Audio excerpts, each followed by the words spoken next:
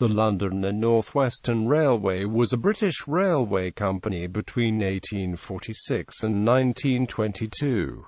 In the late 19th century, the L&amp (LNWR) was the largest joint stock company in the world. In 1923 it became a constituent of the London, Midland and Scottish Railway, and, in 1948, the London Midland region of British Railways. The LNWR is effectively an ancestor of today's West Coast Mainline. History. The company was formed on 16 July 1846 by the amalgamation of the Grand Junction Railway, London and Birmingham Railway and the Manchester and Birmingham Railway. This move was prompted in part by the Great Western Railway's plans for a railway north from Oxford to Birmingham. The company initially had a network of approximately 350 miles, connecting London with Birmingham, Crewe, Chester, Liverpool and Manchester. The headquarters were at Euston Railway Station. As traffic increased, it was greatly expanded with the opening in 1849 of the Great Hall, designed by Philip Charles Hardwicke in classical style. It was 126 feet long, 61 feet wide and 64 feet high and cost £150,000.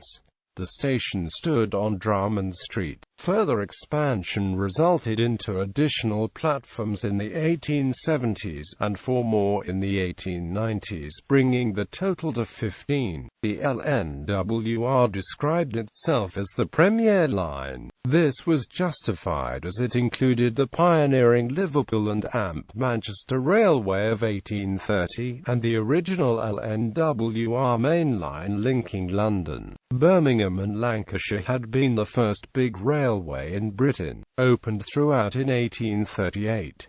As the largest joint stock company in the United Kingdom, it collected a greater revenue than any other railway company of its era. With the Grand Union Railway acquisition of the North Union Railway in 1846, the London and North Western Railway operated as far north as Preston. In 1859 the London and North Western Railway amalgamated with the Lancaster and Carlisle Railway. When the Lancaster and Preston Junction Railway amalgamated with Lancaster and Carlisle Railway in 1859, and this combined enterprise was leased to the London and North Western Railway. The company now had a direct route from London to Carlisle. In 1858 they merged with the Chester and Holyhead Railway and became responsible for the lucrative Irish mail trains via the North Wales Mainline to Holyhead and handled the Irish mail. On the 1st of February 1859 the company launched the limited mail service, which was only allowed to take 3 passenger coaches, 1 each for Glasgow, Edinburgh and Perth. The Postmaster General was always willing to allow a 4th coach provided the increased weight did not cause time to be lost in running. The train was timed to leave Euston at 20.30 and operated until the GPO instituted its own post train, wholly of post office vehicles, in 1885. On the 1st of October 1873 the first sleeping carriage ran between Euston and Glasgow, attached to the limited mail. It ran 3 nights a week in each direction.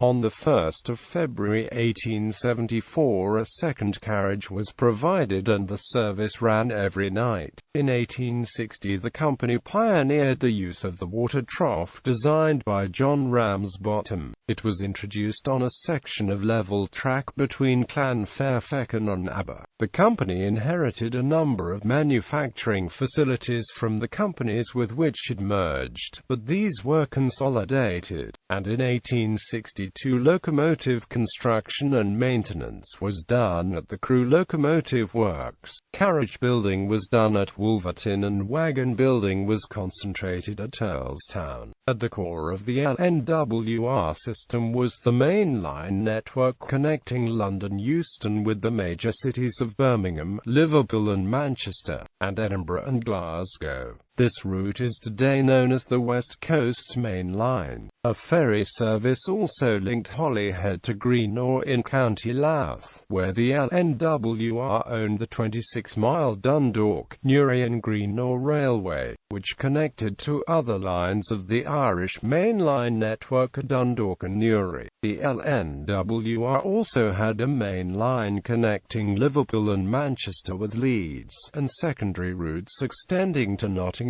Derby, Peterborough and South Wales.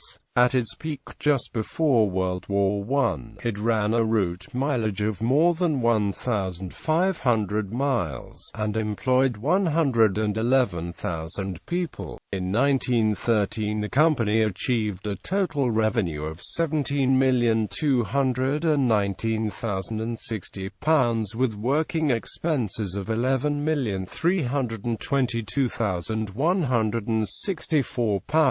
On the 1st of January 1922, 1 year before it amalgamated with other railways to create the London, Midland and Scottish Railway, the LNWR amalgamated with the Lancashire and Yorkshire Railway and at the same time absorbed the North London Railway, the Dearne Valley Railway and the Shropshire Union Railways and Canal Company. With this, the LNWR achieved a route mileage of 2,707.88 miles. Successes. The LNWR became a constituent of the London, Midland and Scottish Railway when the Railways of Great Britain were merged in the grouping of 1923.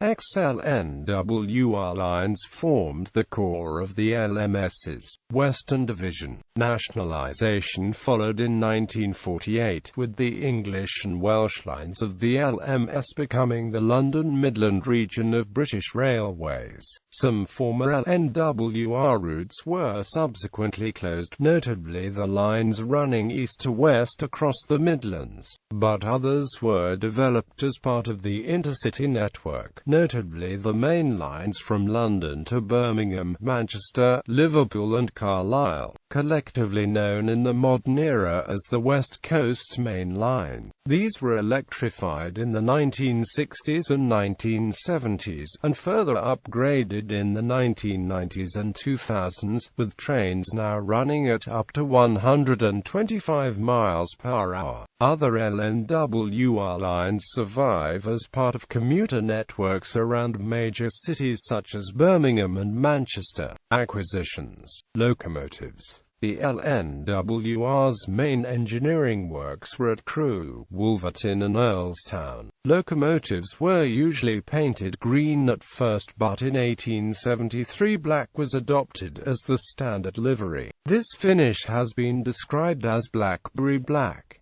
Accidents and incidents. Major accidents on the LNWR include: on the 26th of March 1850, the boiler of a locomotive exploded at Wolverton, Buckinghamshire due to the tampering of the safety valves. One person was injured. On the 30th of April 1851, a train returning from Chester Races broke down in Sutton Tunnel, and the following train ran into it. 6 passengers were killed. On the 6th of September 1851, a train run for the Great Exhibition returning from Euston to Oxford derailed at Bicester and 6 passengers were killed. On the 6th of March 1853, the boiler of a locomotive exploded at Longside, Lancashire.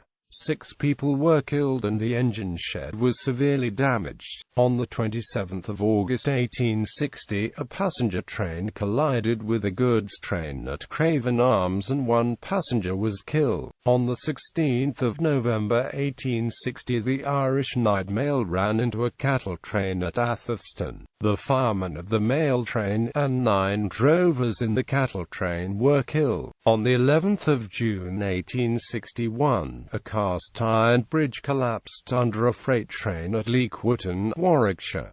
Both engine crew were killed. On the 2nd of September 1861, a ballast train came out of a siding onto the main line just past Kentish Town Junction without the signalman's permission, and an excursion train from Kew ran past the signals and collided with it, resulting in the deaths of 14 passengers and 2 employees. On the 29th of June 1867, a passenger train ran into the rear of a coal train at Warrington, Cheshire due to a pointsman's error, which was compounded by the lack of interlocking between points and signals. 8 people were killed and 33 were injured. On the 20th of August 1868, a rake of wagons ran away from Clanchillers, Denbighshire during shunting operations. The wagons subsequently collided with the Irish mail at Abergele, Denbighshire.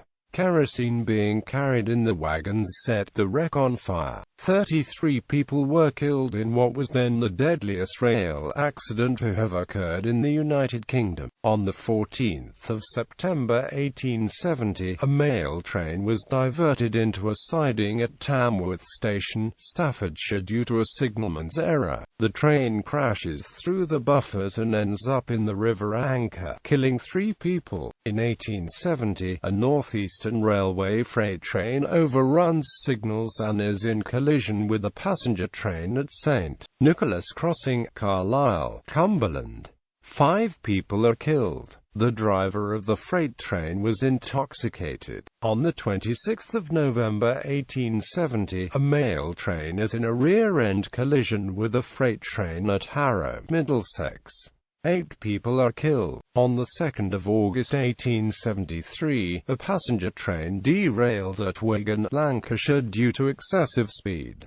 13 people were killed and 30 were injured. On the 22nd of December 1894, a wagon was derailed fouling the main line at Chelford, Cheshire. It was run into by an express passenger train, which was derailed. 14 people were killed and 48 were injured. On the 15th of August 1895, an express passenger train was derailed at Preston, Lancashire due to excessive speed on a curve. 1 person was killed. On the 12th of January 1899, an express freight train was derailed at Penmaenmawr, Carnarvonshire due to the trackbed being washed away by the sea during a storm.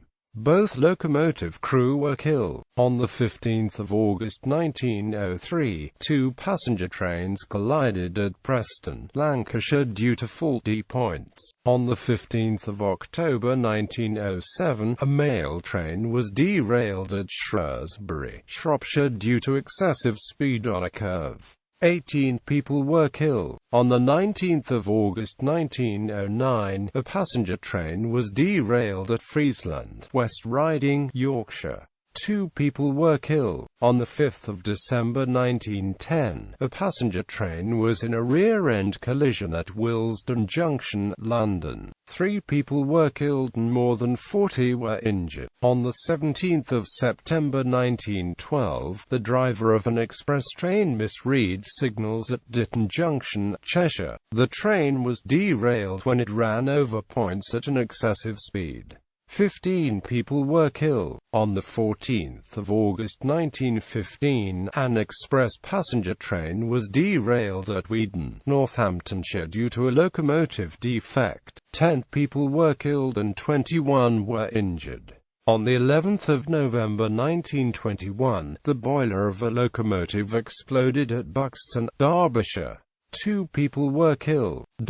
Minor incidents include, in 1900, wagons of a permanent way train carrying sleepers were set on fire by the heat of the sun at Earlstown, Lancashire, destroying a number of them. Electrification. From 1909 to 1922, the LNWR undertook a large-scale project to electrify the whole of its London inner suburban network. Ships. The LNWR operated a number of ships on Irish sea crossings between Holyhead and Dublin, Howth to Kingstown. The LNWR also operated a joint service with the Lancashire and L&amp Yorkshire Railway from Fleetwood to Belfast and Derry.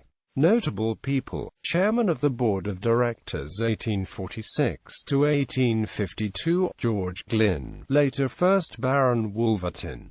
1852 to 1853, Major General George Johnson. 1853 to 1861, Marquess of Chandos, later 3rd Duke of Buckingham and Chandos. 1861, Admiral Constantine Richard Moorsom. 1861 to 1891, Richard Moon, Sir Richard Moon from 1887. 1891 to 1911, the Lord Stawell Bridge. 1911 to 1921, Gilbert Claughton, Sir Gilbert Claughton from 1912. 1921 to 1923, Hon.